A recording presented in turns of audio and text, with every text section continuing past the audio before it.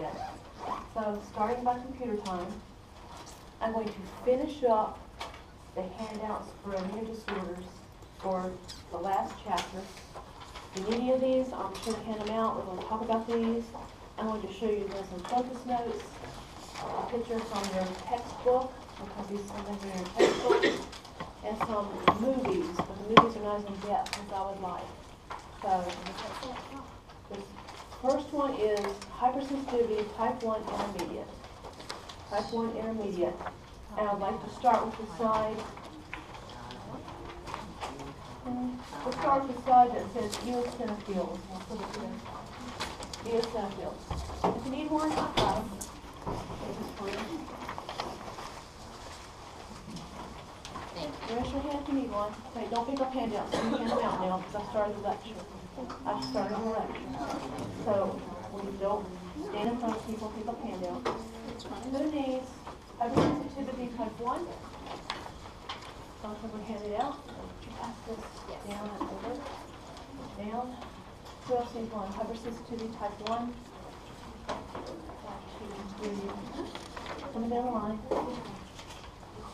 I hand it to you and I ask for it. Somebody in the road needs one.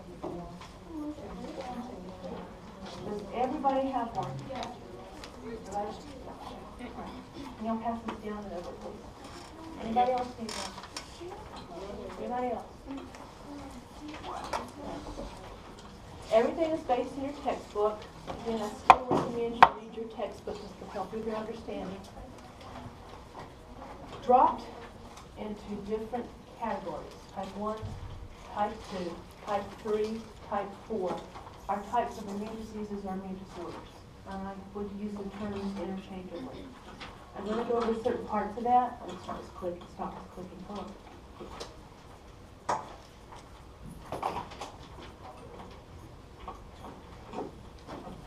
Okay, here we go. And what you would need to know, because what is next Tuesday? Yes. Know which types of disorders fall under which type and what's important about it. Like type 1 is going to be immediate. That means it happens when? Right now. It doesn't happen 2 weeks from now or hours from now. It also involves IgE as an elephant. So that's often associated with allergies. Do you remember me showing you through the mast cell, the degranulation of the mast cell, and how IgE is involved? That's this one. Also with this one, sometimes or often you can treat what's called an EpiPen. That really means what? To stop the response. This is also one that can go into anaphylactic shock. But we're going to start with this side. Right here at the top, it simply talks about what I showed you last time with the mast cells. The mast cells. When I say degranulate the mast cells, what does that mean? That means the IgE on the surface was sensitized. The allergen, which is a type of antigen, triggered a response. The insoluble histamine, which is the granules, was degranulated, so it became solubilized. Released into your body is the histamine. You get the inflammation response, leaky eyes, redness, itch, swelling in the bronchial tubes, etc.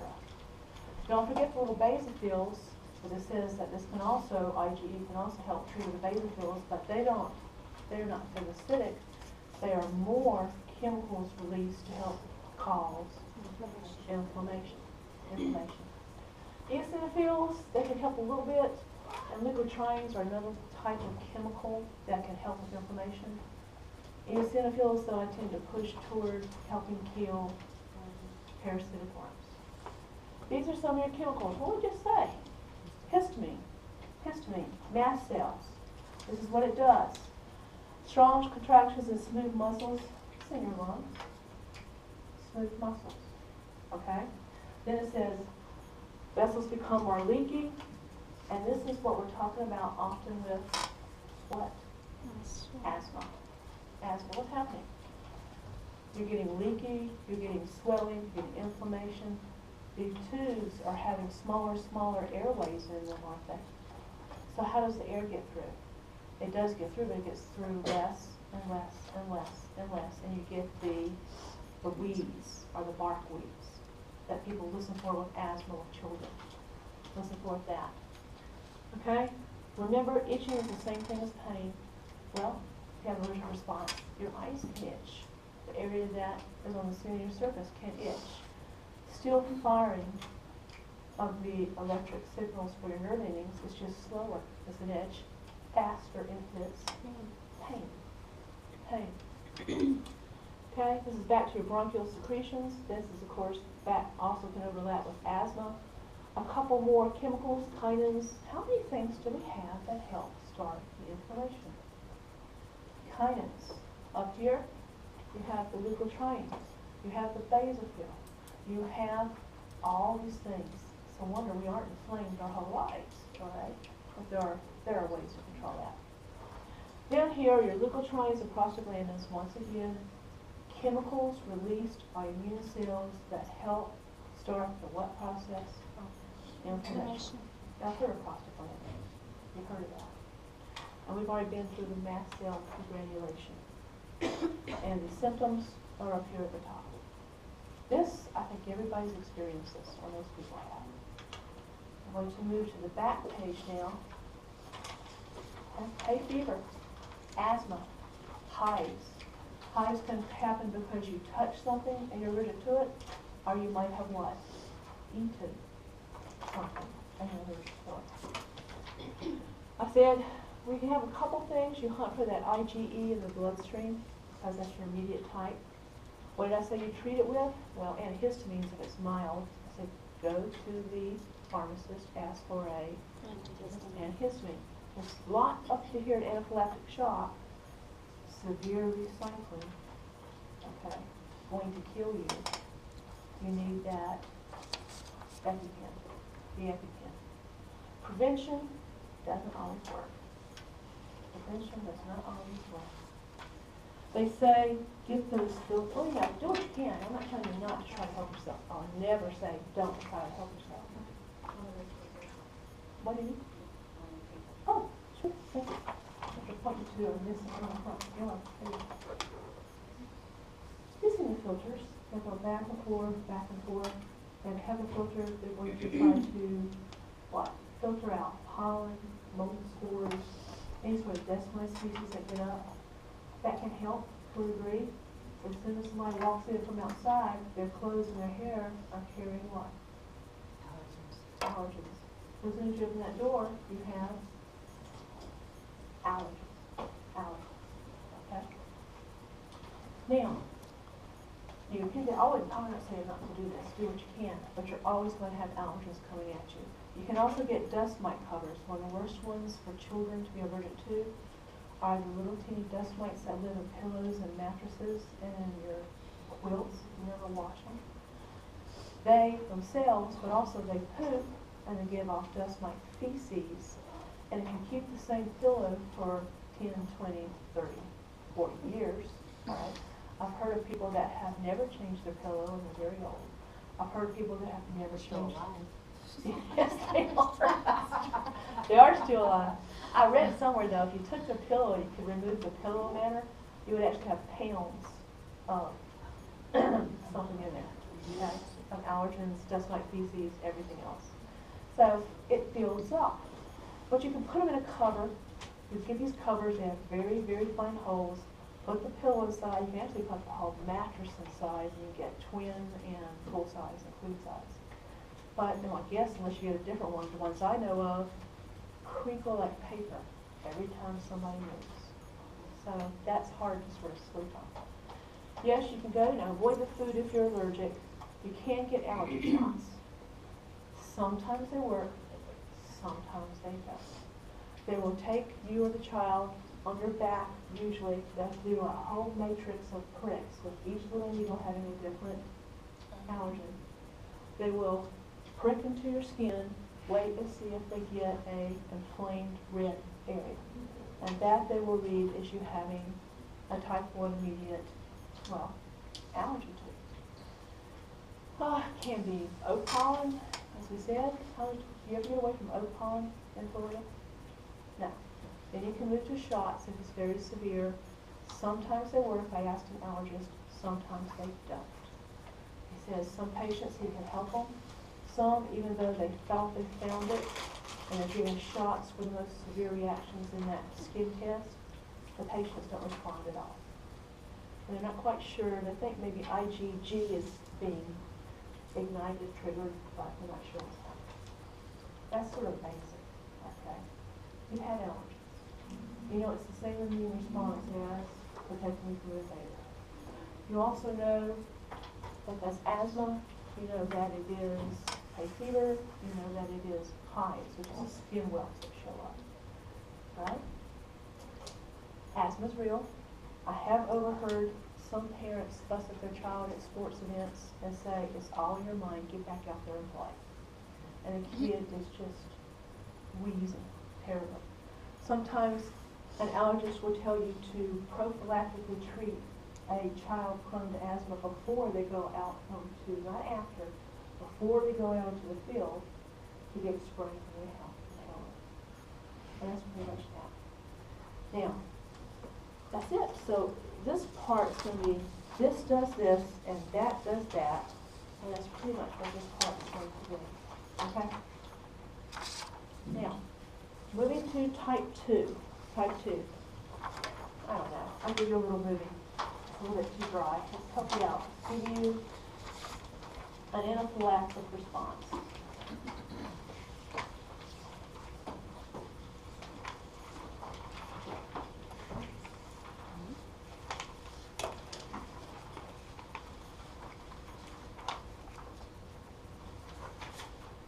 This is to a food.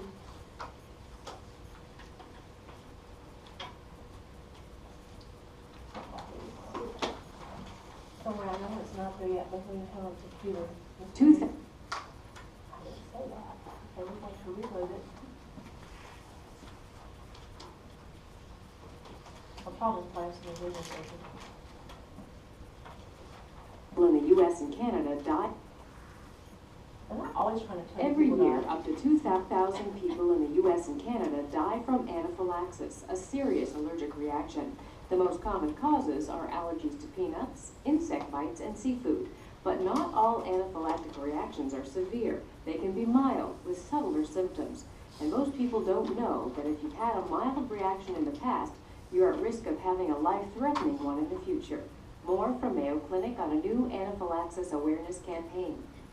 John Lindy's reaction came on fast. I started to feel a little dizzy. It was becoming very, very difficult for me to breathe. John remembers reaching for the phone to call for help.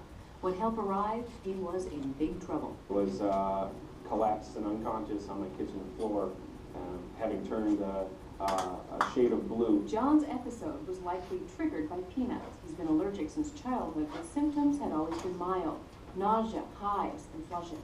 Those who've had a mild allergic reaction to a food substance or an insect sting at one point can have an anaphylactic reaction unpredictably in the future. Dr. Wyatt Decker says anaphylaxis happens when your immune system identifies a substance, such as peanuts, as foreign. This triggers cells called mast cells to release chemicals that cause many symptoms, including dilated blood vessels, low blood pressure, flushing, constricted airways, intestinal problems, and even death. But an injection of epinephrine from an auto-injector can reverse symptoms and save your life. Pull out the cap, and you hold it to your thigh, and you inject it, and then you hold it in there for 10 seconds. Dr. Ronna Campbell and Dr. Decker have teamed up with other health organizations to teach people about anaphylaxis. It's called the Be Safe campaign. Okay, well, we got the idea. Eating peanuts for most of his life. And suddenly, that one time, it jumped to anaphylaxis. Anaphylaxis. So that's one example. This is asthma. A little bit on asthma. So it's not as deep as I would like it. That's okay.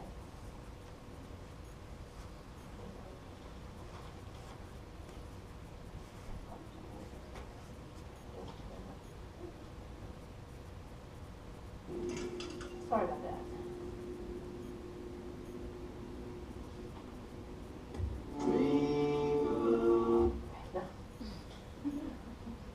Coming through. Okay.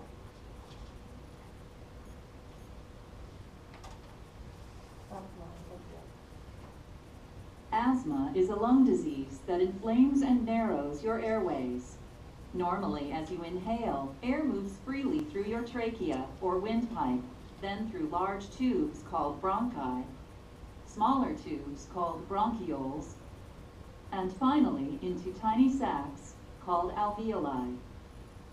Small blood vessels called capillaries surround your alveoli. Oxygen from the air you breathe passes into your capillaries. Then carbon dioxide from your body passes out of your capillaries into your alveoli so that your lungs can get rid of it when you exhale. Your bronchioles expand when the air is warm, moist, and free of irritants and allergy-causing substances called allergens. When air is cold or dry or contains irritants or allergens, your bronchioles contract.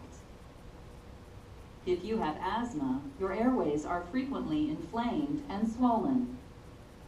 Certain substances can cause your inflamed airways to overreact even more, resulting in an asthma attack. Okay, that's just sort of basic code that was correct, so that's not what. So that's the first one. I'm trying to do that. Now, we're going to switch back to type 2. Type 2. And for the test, I'm going to ask you to know which ones fall under which type. Yes? Oh, I have it out. You did? Okay. I just haven't gotten here yet. I will. That's right. Remind me, because I'm going to forget. Believe me. All right? I'm going to pass down over here. Type 2, cytotoxic hypersensitivity now. Cytotoxic, sorry, I'm trying to hypersensitivity now. Come around. This is chair's a little bit tight there. Anybody type 2? Everyone's okay? Okay. Have to slow down a little bit. Anybody else? Okay. I'm going to switch it back over to type 2 now. I'm trying to make it more interesting than just this does that, that does this, that. Chair's hypersensitivity.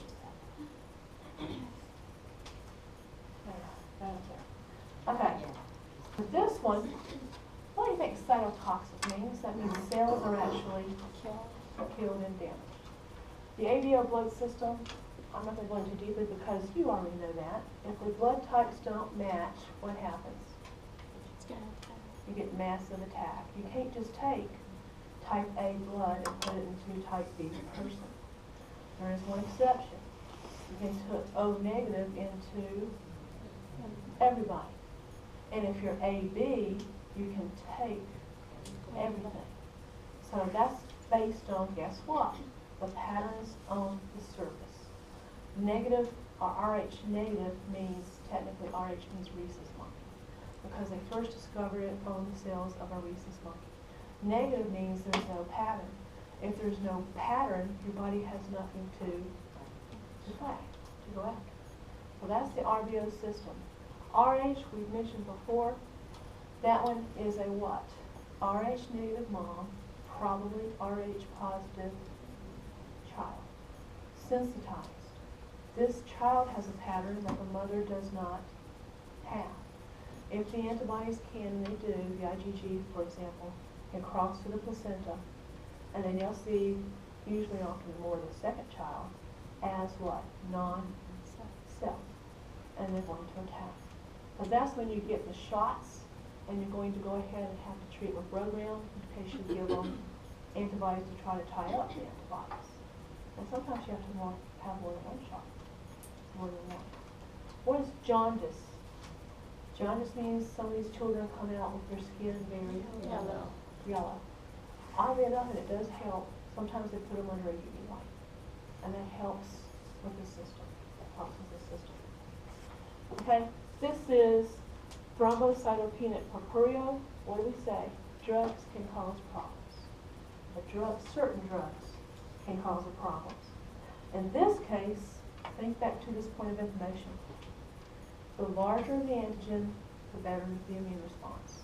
The more complex the antigen, the better the immune response. What's the flip side? The smaller, the less the immune response.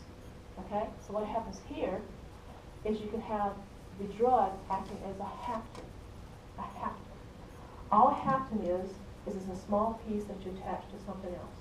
I'll give you a metaphor first. Penicillin by itself will not give you an allergic response if you're allergic. It's too small.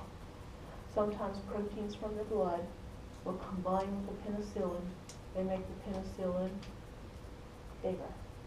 Now, penicillin will cause your body to have a immune response. So hapten is a small piece that you can link in to go ahead. Smaller molecule that binds makes, well, a more complex and a larger antibody, antigen complex. The drug is a hapten. Drug can bind to your platelets. Normally, you're not going to attack your platelets. But it's now larger, and now that you've got a larger antigen, with your platelets, with that drug hapten link, your body's going to attack because it sees the drug is non-self and too bad your platelets are attached. Does that make sense? You get the problems with, you destroy, what do platelets do? They clot your blood. If you destroy your platelets, what happens? Your blood's not going to clot. And just to help wake you up on a side note, do y'all know what hemophilia is? People that can't clot the blood. So a small cut person can bleed to death. There's a lot of history to that. Go back to Queen Victoria. Used to, all the royal families, both in Britain and on the mainland of Europe, and that includes Russia, Germany, Austria, they would marry off cousins, grandchildren, and they kept intermarrying. Well, they're building up recessive genomes, correct? Because they're intermarrying. And they're not letting other people marry in. I'm not saying anything bad, but Queen Victoria, they believe, or some people believe, is the first source of all hemophilia. And then the offspring started having the blood, the bleeding, when they would stop bleeding. Let's go to another point of history. Russia, with the Romanovs. The Romanovs were who? The Tsars. They were the last Tsars of Russia. That was the Romanov family. The last Romanov family had a Tsar prince who was young who had hemophilia. They were scared to death that any small cut he was going to bleed to death and there would be no heir to the Russian throne. The mother, the Tsarina, believes that a con man called Rasputin, he came around and he supposedly helped save the prince from bleeding to death one time or whatever. So after that point in time, whatever he wanted, she did. And not just for that, but for other reasons more. People got madder and madder and madder and madder at the royal family, and there were also economic events going on, and there was also war going on. That was the last. Eventually there was a revolution. They say they tried to kill Rasputin several times, but they couldn't kill him, and he came back. Like, that's legend. All right? They took the royal family out, they took them out, and they murdered them. Okay? And then you get the myth about Anastasia surviving, which is something else. That's a little bit on hemophilia, platelets, and some links into history. But back to pure science. Pure science. Okay. RH problems, drug-induced, which means the drug's acting as a what? What's the word? Starts with an H. Hapten. Hapten. A hapten, if it goes into something, makes it more complex or larger, meaning the antigen, so you get a better, you may or may not want it, but you're going to get a stronger immune response. You may want it. You may take the subunit vaccine and put a hapten on it so you get a better response to the vaccine. Or you may not want it, such as penicillin. Okay, next one is type 3. This says immune complex mediated. Over here it says antibody complexes are formed. Antibody-antigen complexes. Remember what those are? Mm-hmm. Antibody links with the FAB region to the antigen or some epitope on the antigen. Remember, what are epitopes? Three-dimensional, think of three-dimensional always, patterns but they're more refined, okay? The ones I'm going to go over here, rheumatoid arthritis, peglomeronephritis, lupus, and of course over here is what it says, but that's pretty much what these others say. Lupus is the first one. Can be systemic. Can be systemic. Remember, antibody, antigen complex. Well, as soon as you have the antibody, the thing attack, and we just talked about inflammation system. Do you know why it's called lupus? Why not? Have y'all seen Harry Potter? And it was Professor Lupine. He was a werewolf. Lupus means wolf. Lupine is a play on the word for wolf. They're going back to like Latin.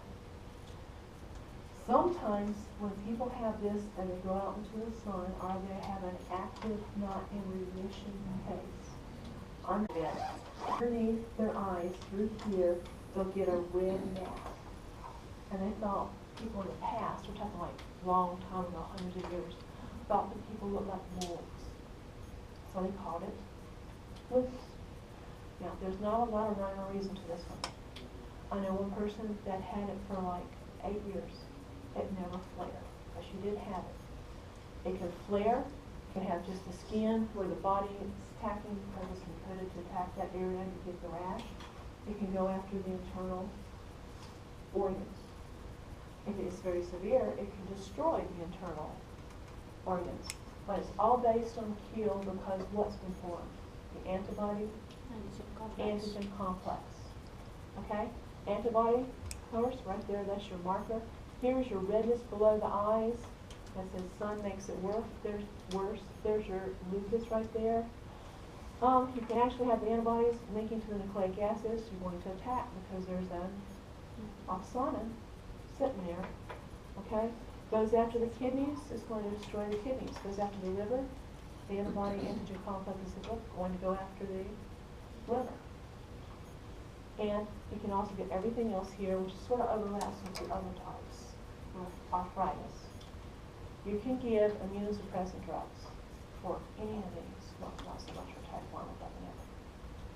But as soon as you give immunosuppressant drugs, what do you have to worry about? Infections. You've got to run your balances. How far are you going to push down their immune system? And then they're opening up infections to viruses, fungi, bacteria, parasites, etc. So it's a hard balance to get sometimes. Coming up here, Frank just says antibody-antigen complexes, we talked about this before, form so we can increase phagocytosis. Phagocytes are supposed to clear. Also, they're larger, so many organs are supposed to what? Filter them out and release them out into the waste stream. But if they lodge in organs and joints, that says attack, you can get rheumatoid arthritis. There are other things also going on with rheumatoid arthritis, but this is one of the things. Increased inflammation, actually the tissue will grow in, and they say, I don't quite agree with this because I think dogs and other animals can get arthritis too. So the textbook says only humans can get arthritis, but I think other animals can too. I know one person that had arthritis. It was so bad, the hands caved in like this. When they wanted to pick up a pen or a pencil, the only way they could do it was like that. And it gets, and it grows, and it's painful. To say that you can treat with just ibuprofen is an understatement at the very least, because pain can be much worse. So it's a little bit making it not treating it as serious as it can be. Does that make sense? Now you don't have to be old to get rheumatoid arthritis. Yes. Is there any way to prevent it or not really from Because my mom, she's only 56, and last weekend she worked in the yard all weekend and was trimming. She had a sunflower bush that got like the size of her whole front garden. Oh, okay. And then she couldn't even go to work Monday because she clips microbleeds, and her finger was like this big Oh. and swollen. It was crooked. Yeah, they It's tend to permanently bend. crooked, They right? also bend to the side. So I'm trying to see if there's any way to help her. She won't go to the doctor. Oh, she's good. Well, she refuses. She's Go the to type the of lady doctor. like that. She's like, I can just take ibuprofen. And I'm like, no. You want to go to a medical doctor. There's some things they can do, immunosuppressive things, to dampen it down. Because if you don't get it dampened down, it can actually eat away your joints. And that's very bad. So go to, Yeah. tell her to Tell her to take her shopping and just drop her off. drop her off. Daughters. Bait and switch, huh? Tell her I'm taking you. That's all right. Actually, But the swelling medical went down doctor and it was first. so crooked, so she's. Yeah, and it's gonna, it progresses. It gets more crooked and more twisted and more something in. Yes? I thought rheumatoid arthritis, some of it's because of like people who like gray hair use their hands when they have it in their joint, is the overuse of the joints. Is that true or? That's more of another, that's another type of thing. Okay, sort of like tennis elbow or tinnitus where you overuse something. Now, if you have arthritis, you can make it worse by overusing it, but it's not going to give you arthritis. It's not going to give you arthritis. It has to come back to itself. Okay? Oh. Yeah, drug-induced lupus. You mean, I don't know. I don't have an answer for that. You think there's a drug abuse? Well, they were I've saying, heard genetics in the families, but go ahead. they were saying something about, my brother's sister, she has diabetes. Now she was diagnosed with rheumatoid arthritis, and then she was diagnosed with lupus, and they were saying that's drug-induced from all the medications. I don't know. And now she has the glomerular. Oh, I'm coming to these right now. Glomerular nephritis, which means it's really hitting the, what does nephritis mean? The nephrons hitting the kidneys. Okay. I don't have an answer for that. Okay. I would always, this is my opinion with all drugs, all medicines have side effects. The more medicines, the more side effects. They get to where you get what, 5, 6, 7, 8 medicines. I see some elderly people with like 10, 12 pills they're supposed to take. Take this pill, stop that, and that pill, stop this pill, stop that. Go to your medical doctor and their pharmacist, and I would do my best with balancing it through that. I'm sorry. That's hard. That's very hard. Glomerulonephritis means antibody-antigen complexes, and it doesn't have to just be lupus. It can just come from rheumatoid arthritis. See how these overlap? Because they're all what? Based on antibody-antigen complexes that aren't cleaned up by phagocytes, that aren't filtered out. There are too many of them. Well, if it lodges, if these antigen complexes, antibody-antigen complexes are in the kidneys, your body's going to attack the kidneys. You need your kidneys. Definitely need your kidneys. Okay. Pneumonitis, which is in the lung, I'm going to do 2 this one. And one I'm going to add, one's up here. Farmers. Okay? We aren't as familiar with farmers as used to be. Farmers tend to what? Cut large quantities of grass, which is really a form of grass hay, and they'll ball it up in these huge balls, put it into their sheds or into barns, and that's to feed the cattle through the winter months, not that blood, that's winter months. But it's to feed through the winter months. Any type of grass, grain, etc., plus any sort of moisture equals what growth? Fungal growth. Okay, period. So they're exposed. What do we say about allergy responses? Sensitized, the more exposed, the more exposed, the more exposed, the more exposed. Some farmers finally get to the point where they walk into that barn, breathe in that allergen again, have the cytotoxic response, and they've had it for years. And they can't walk or work on their farms anymore near the hay. If you can't work your hay, how are you going to take care of your cows? Other ones disappear. And I don't know if it's going to disappear in our lifetime or not. Used to, libraries. Used to walk into a library, beautiful, huge library, maybe 5, 6, 8 floors on an old building filled with books, not electronic Kindles or Nooks. Books. There's always some sort of odor, fragrance, aroma to all those books. Part of what you're smelling with all these books is books have pages made of cellulose. Cellulose, if it's given time and some water thrown in for humidity, The books will have inside them fungi, growth. Part of that odor is fungi. If you're a librarian, you've worked here for 5, 10, 15 years, you're getting more and more and more invasion from your body's point of view. Some librarians reach the point it's called librarian lung, and they can never walk into a library again because they're allergic to the fungal spores that are coming off of our floors. Now, I don't know if we're going to lose our libraries in our lifetime. We might. We might all go to electronics. But this is going to be a silly point, but a silly point will help wake you up. I take the Captain Kirk Star Trek point of view. McCoy once time busted him and said, why do you collect those old, bulky books? He says they're antiques and nobody uses them anymore. Everybody's got electronics. He says, I like them. I'll collect them. See, it woke you up. Maybe not. And then a virus attacks everything and there's no, and everything's wiped out. All the Oh, knowledge that can people happen. have gained is wiped out. That's what would happen if we had everything digitized and a virus comes in.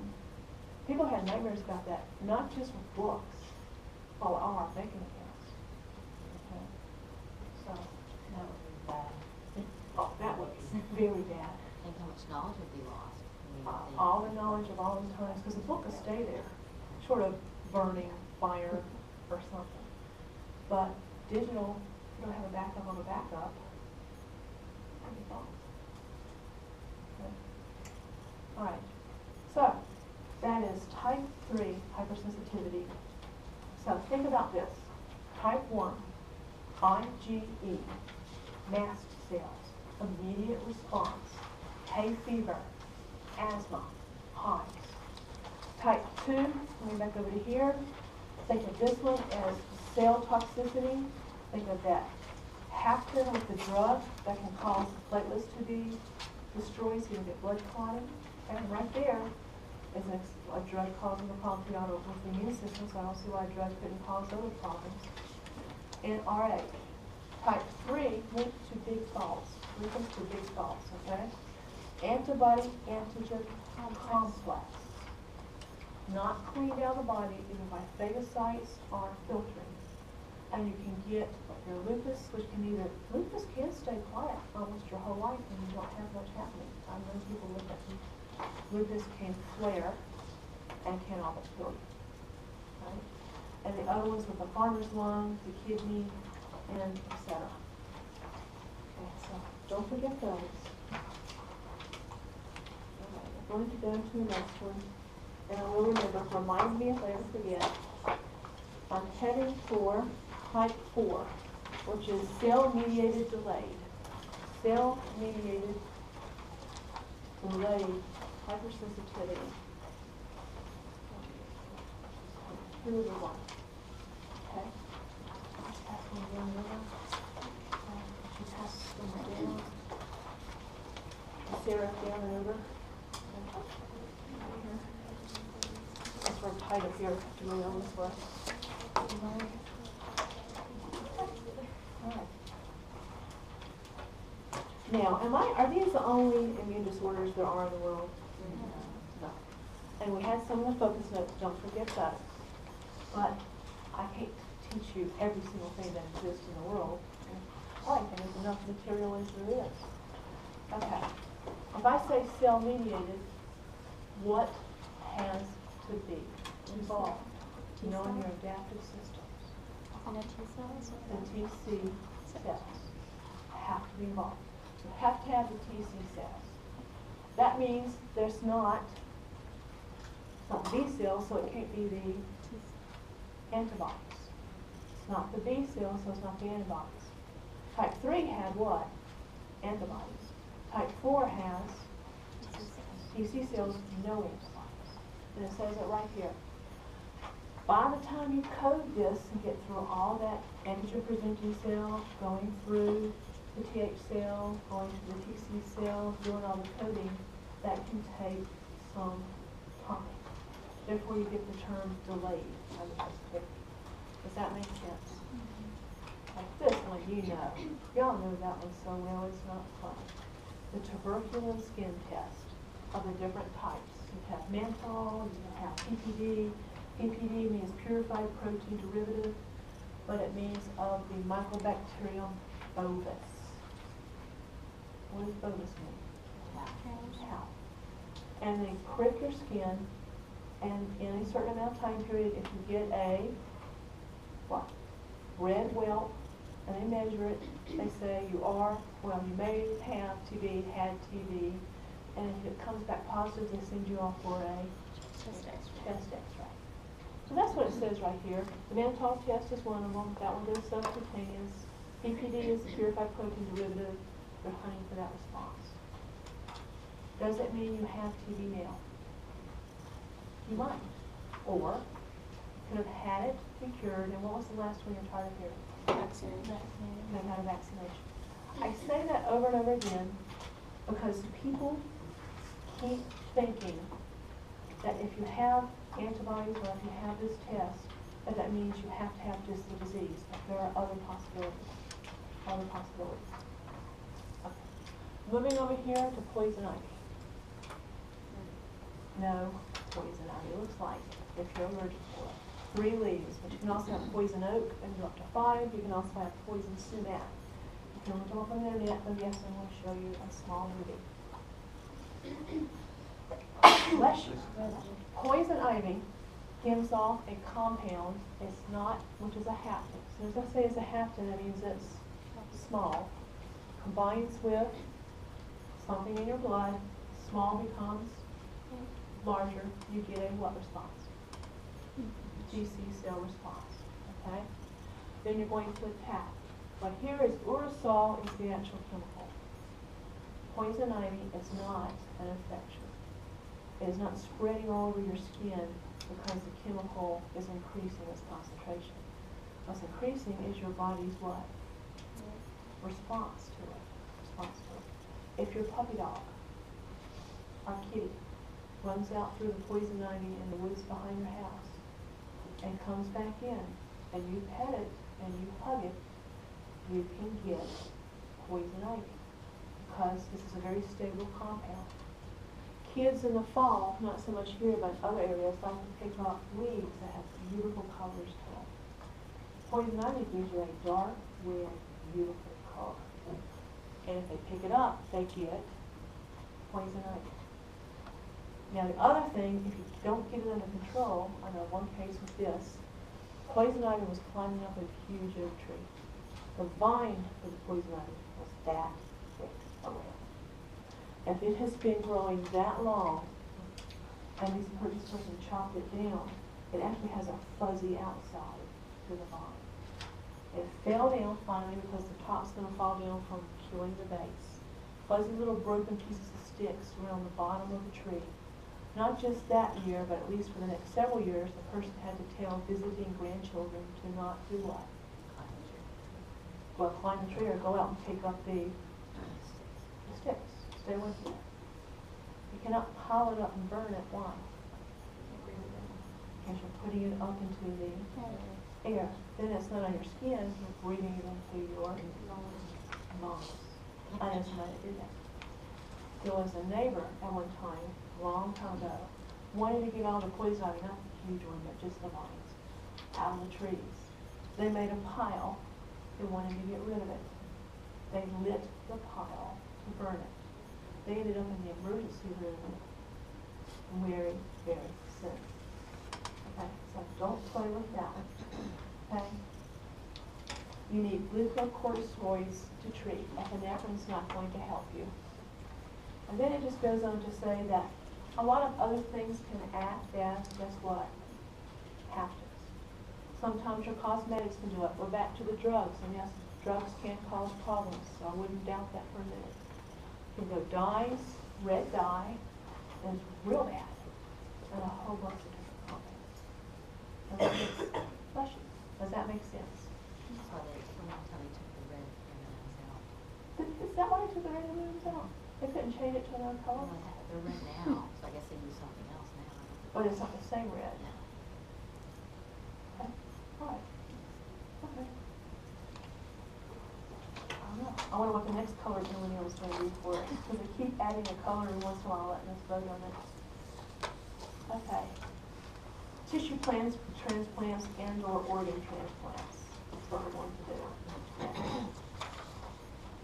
do. You have to match. Are you tired of hearing this? The MHCs. You have to at least have some sort of matching with the major histocompatibility complex to get acceptance. According to your book, they will go as low as 50% and take the organ for a match. That's still, well, what are you doing? You want to save the person. You want to save the person. That's back to your balances. Back to your balances. Over this often relates to possible cancer patients. Possible cancer patients. Sometimes the bone marrow gets destroyed, or you destroy the bone marrow in the treatment. You then take bone marrow from a donor, put bone marrow into the bones of the cancer patient. You're putting in what though? A source of B and T cells. If that bone marrow transplanted in, besides that the person is transplanted into is non-self, you can get different types of autoimmune disorders. Because the bone marrow is going to produce immune cells that attack the recipient. And it just says here, okay, if you get differences in MHC and it's got T cells coming out, you're going to get problems in your skin and your lesions. If you're going to go with APCs and grafted TCs, you're going to get problems with just general infections. Treat with immunosuppressant drugs. You're back to what? Go ahead. If you have like artificial bone graft, how do they do that? Like if Artificial bone graft. You mean not real bone marrow? yeah, like I had a tumor in my ankle, and whenever they took it out, instead of using like donor stuff to put in, they used like artificial. They said it was like kind of like cement for bones. They just put it in to like patch up the hole. They're just cementing it together then. They're not putting living tissue in this thing. So how with with artificial, you don't have to worry about like. Oh, you would, as long as, but if they use something that they know that's more of a generic substance, your body won't attack. Remember, the capsule is often viewed as what? A generic material, so the body doesn't attack. They probably use a material that your body would see as cell. Okay. As cell. But they gotta be careful. I'm sure they are, because you're fine. Okay. Bone marrow itself, though, is alive, and it's the center part. Center part. Okay, going back to the top, which probably shows a little bit better on the handout than it does here. If you're going to do transplants, you can have an autograft, you can have, of course, it goes down to allografts and xenografts. Do you have a identical twin? If you have an identical twin, you are a lucky person. Because if you ever need anything, you've got a well, as close as you can get to perfect match for organ transplants, for MHCs, for whatever. Okay? And then you get into the science fiction idea about whether it's ethical or not ethical to make clones. Going down to allograft, that means same species. That's what we tend to do. But you still try to get the major histocompatibility complexes to match. Xeno means you take something from another animal and put it into another species. For human beings, what's the most likely animal? The pig. Because the pig has the closest what? Patterns to us. Flip side. The pig's one of the most dangerous organisms for what to go into and come out of for us. Non-bacterial. Worms. Not worms. We're all worms, that's true. We got some fun with worms today. I think people enjoy worms. Influenza virus. Because it can go in, changes patterns to match the pig, pushes it closer to us. Our immune system's less likely to think it's a foreign invader, and we have trouble. Anytime the pigs die, they get very scared. They get very nervous. Well, besides the price of bacon going up. And ham. And whatever they make out of pigs. Ooh, sausages. Okay, gotta tell you this. Recently, in the last week or two, they have found in one country that at least 10% of the sausages coming from pork meat, 10% have hepatitis E. And they a little bit worried about that, okay? So, not this country at this time, but another country. It's okay to eat. If you travel, don't eat sausages for a while. Moving back over to the other. Right. Hang in there. After vaccines, that's 4. I don't know what to do with that part. Wake up. Don't be sweet, Mary.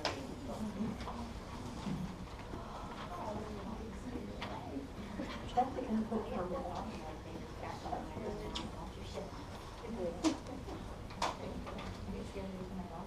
Hello. Well, I have to reload everything. Poison ivy. Oh, I have to reload it. I have to reload it. You may get stuck on the commercial. Now, I will admit, there's a local plant called Virginia Hey, this short video is on. Virginia creeper that looks just like poison ivy a little bit to us. And so Virginia creeper is not a problem. Poison, it does great too, that spreads. On poison ivy and how to recognize it. And if you like to garden or you like to be out in nature, one of the things that's really handy to know is how to recognize poison ivy because it's all over the place. I live in the northeastern United States. And if you can recognize it, you can stay away from it and keep yourself from getting the rash and itching and all of that mess. So there's a couple of mnemonics or memory devices to remember for poison ivy. One of them is leaves of 3, beware of thee. So you can look, if you see here how there's that 1, 2, 3 leaves, or leaflets, I guess they're actually, something like that. And there's another 3, up there. So they come in these batches of 3. So leaves of 3, beware of thee. Another one is longer middle stem, stay away from them. And you can see that these 3 leaflets, maybe this is an easier one here, you can see that that middle stem is longer than the other 2. The side ones have a short stem, the middle one has a long stem. So longer middle stem, stay away from them. There's another mnemonic that's called, let me see if I can find one that'll show this. Let's see, it's called side leaves like mittens, they'll itch like the dickens. And this one here, again, you see that longer middle stem. Side leaves like mittens. You see the way that and that, each of those looks like it's got this big bunch, and then off to the outer side it has that, what would be like the thumb of a mitten right up there, and then the rest of the mitten down there, and the same on the other side. So here at this side. So leaves like mittens, itch like the dickens. Doesn't work for sumac or poison oak, but at least there's something to help you recognize it. I knew one person a long time ago that said they were not allergic, so to prove it at a small school, in elementary school, they jumped into a batch of it. Guess what they got? They got poison ivy. Okay. Now, I'm going to go over a couple more things before I go into review. Going to go. You have it? Your poison ivy? No, okay. Coming back to here. This computer seems kind of cool. I have an overloading it. I want to remind you of something at the very end. Types of immunity. Don't forget this. Don't forget this. I'm going to go over it probably for the first time now. Forget acquired immunity. The key words are artificial or natural, passive or active. This is the very end of chapter 16, circumstances. The words to key in on are natural or artificial, passive or active. If it's natural, that means your body has a reaction, right? Your body was infected, had an alveolar reaction, etc. Artificial means vaccination of some type.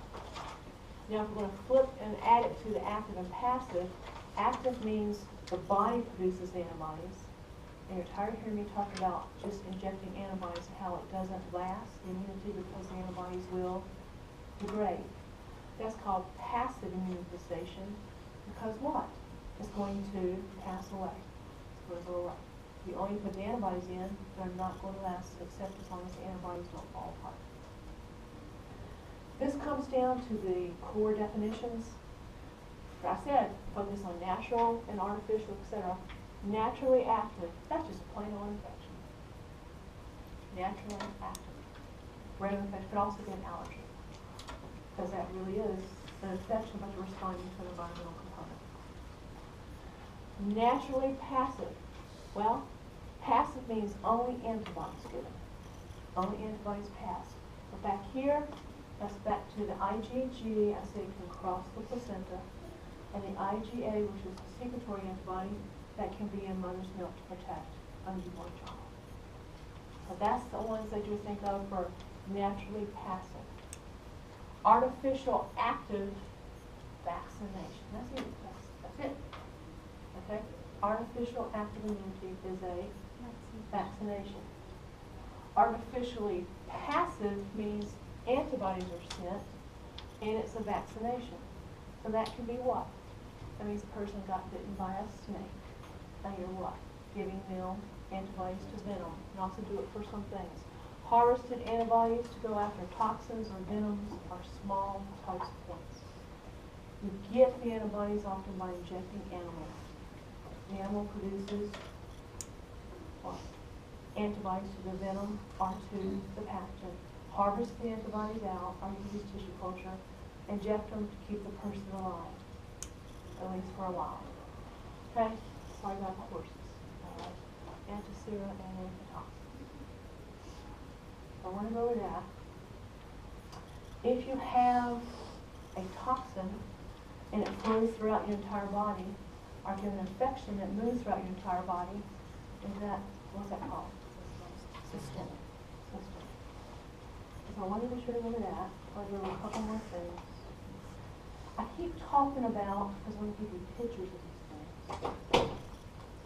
The lymph system, the lymph system, the lymph system. Wait up. This is from the book. This is the drainage with the lymph vessels draining off, okay? Drains all the tissues of all the waste fluids with toxins, waste products, etc. I said it will dump back near the heart, also includes spleen, and includes areas within the mucosa such as malt, okay? What is that? I said lymph? No. I said they're like little forts, and they cluster in certain areas, like underneath the arms, or you can have them some here, up here, close to the groin area. They're little forts. It checks all the lymph fluid that flows through for toxins, pieces of pathogens, panels. Also has the B and T cells and the fixed macrophages sitting there. B and T cells waiting to be coded, activated by the running little tattletale through dendritic cell, and it also has fixed macrophages to help protect too. So this is called a lymph node, and you're going to have the B, T cells, and fixed macrophages all through here to try to check to see where your pathogens are. As a little footnote, if you have breast surgery, those are the lymph nodes they check. The ones right there. We call them the sentinels. Because the first place as broken off to metastasizing cancer cells going to go is to the lymph nodes. And if you're clear, you're better off than a person is not. Okay? So I did want to just say the lymph system consists of. I want to give you a couple more. Sure, you right there. Cell-mediated immunity. See if I have to reload this one. Cell-mediated means you have the TC cells. TC cells. This has the antigen-presenting cell. It has the epitope three-dimensional pattern. It has the LHCs. I'm going to correct a few things because sometimes these things are not perfect, but it's pretty darn good. And I have to reload it. Response by engulfing. Back up.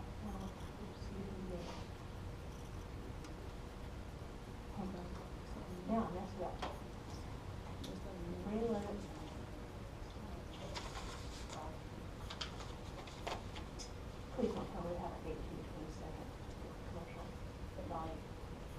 blood cells, called macrophages, lead the body's cell-mediated immune response by engulfing and digesting foreign invaders. Combining peptide fragments from the invaders with some of its own proteins, the macrophage builds a patchwork of antigen complexes on its surface. We call that epitopes, LHCs. When smaller white blood cells called helper T cells encounter the macrophage, those with matching receptors bind to its surface. The touch, LHCs. These helpers then multiply and secrete chemicals which call different cells into battle, especially the cytotoxic or killer T cells.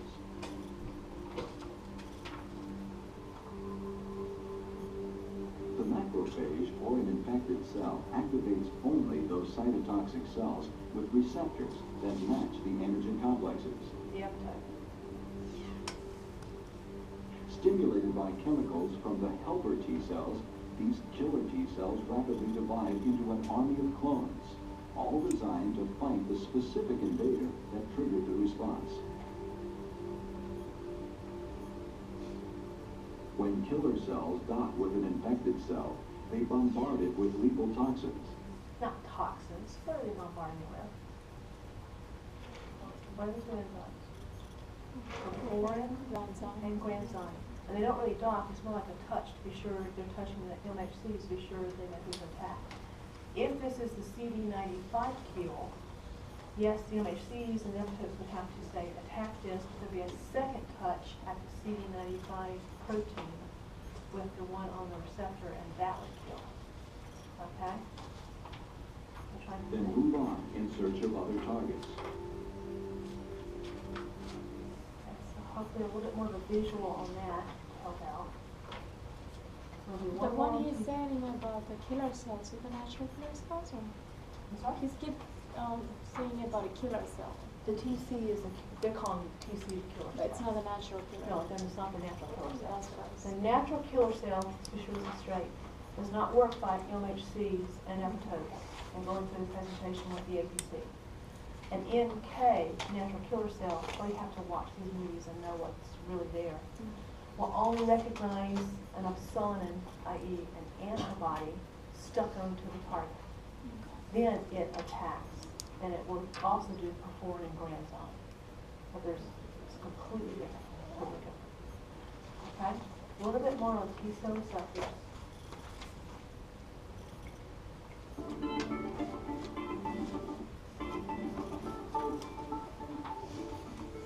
The adaptive immune system is elegantly choreographed to recognize and attack viruses and other pathogens that are foreign to the body. This animation will walk through how a critical component of the adaptive immune system, the T cell receptor, or TCR, alerts the immune system to mount an attack through a cascading series of responses.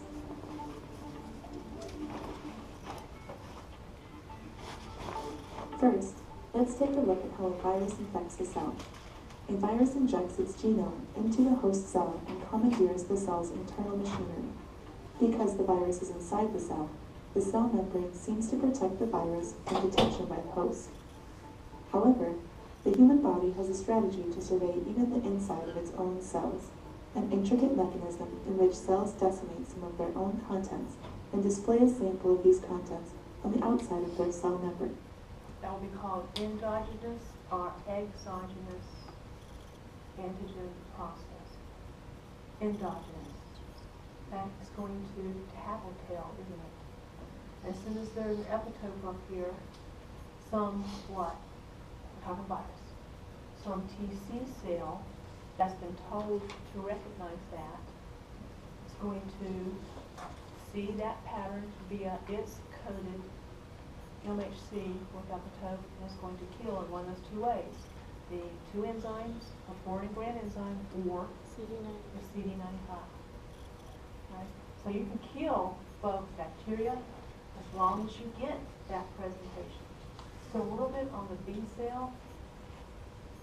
Okay, this one is actually, to give you a heads up, is independent humoral immunity, which means it doesn't have so much the TH cell. It's saying the antigen is directly triggering the B cell.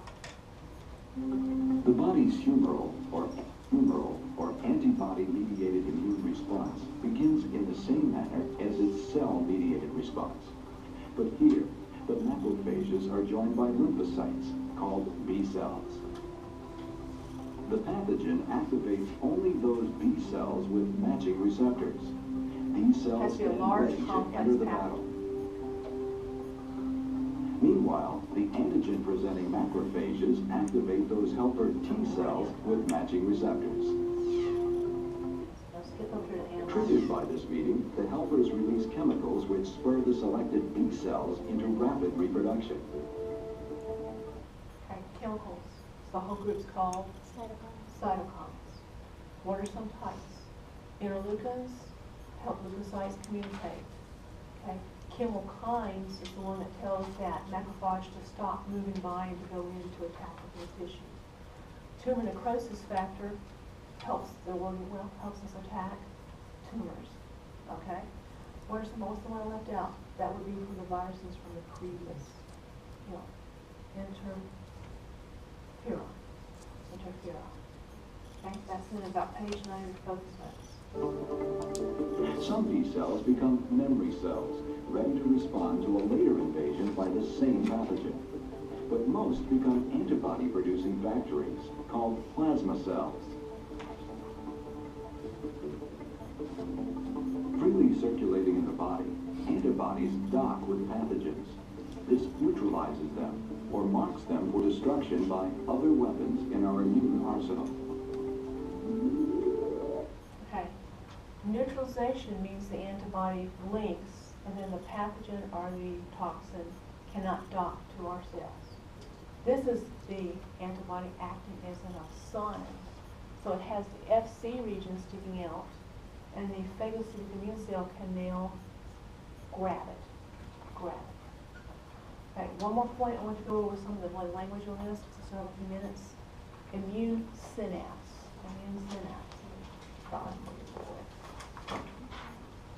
That is mentioned off and on through the whole chapter. It's mentioned in the notes. I want to be sure you know what it is. It's not the synapse in your brain. That's a completely different thing. It's not your brain synapses. Okay, so we're going to flip. Thank you. We're tired of seeing this, aren't you? No, you're not. It's really interesting. APC. Antigen presenting cell. What are the three? Macrophages, dendritic cells, and the one that was shortcut here. B cells, if the antigen is big enough or complex enough. He takes in what? An epitope and breaks down epitopes into patterns. Where do the epitopes come from? The pathogen, virus, whatever, three-dimensional images. But he has to load them onto flag bases. What are the flag bases? MHC. Has to match the correct flag base, MHC, to the correct epitope. Pushes that up to the surface, and coming to this definition, is presenting antigen, presenting cell, the epitope to start activation. Coming around here can be, depending on which way you're going, a TH cell or a TC cell or a B cell. But they're going to have to read it, at least briefly. This is the immune synapse. It's that, what I keep saying, it's the brief touch. You've got to have it. Please don't think that is the synapse in your brain. It's not the same thing. Flesh. Flesh? I want y'all to be given some time period to ask questions. Other than that, I'm just going to continue rolling on with the review. So I'll try to give you more visualizations this time. Anything you want me to go over more? This is something else. I've got at least 5 minutes. Flesh? But that's an allergy. Okay? We've got spore. We either got mold spores in here or some pollen. Okay? Anything you want me to go over more than something else? If you're not, I'm going to go after antibodies and how they kill. Maybe? Yeah? Okay, all right. Then I'll choose antibodies and how they kill. I'm going to do that one. That time is after all. That's back to this handout. Does anybody need that handout? Anybody need that handout? Okay, we're okay with that. Remember, I said this is trying to be a concept map. That is a summary of the types of effects of antibodies. Antibodies, the first one says activation of complement. Over there, activates inflammation as well. Now the antibody has two parts. The top of the Y is the FAB, which is variable. It links to what? Pathogen. The pathogen or piece of it, or allergen. The tail or the base is the FC, which is constant, links to the what? Immune cells. The immune cell, or in this case, complement first protein. The complement can be ignited by the FC region, which is one thing that antibodies can do to start the complement cascade. That means you get inflammation, you get opsonins, you can get the MAC complex. Everything you learned about complement cascade now starts to happen. You're moving to the second one with visualization, which this actually overlaps with the test I told you about in drill and board yesterday with viral neutralization. Okay? This means too, the antibody can tie up toxins because it's covering the receptor attachment jigsaw piece that would dock with what? Your cell. If you cover up the docking port, can it dock? No, then there is no effect. Same thing if there is something, say it's a bacteria. In this case, it has a fimbriae. What if the antibodies coat the fimbriae? Organism can't what?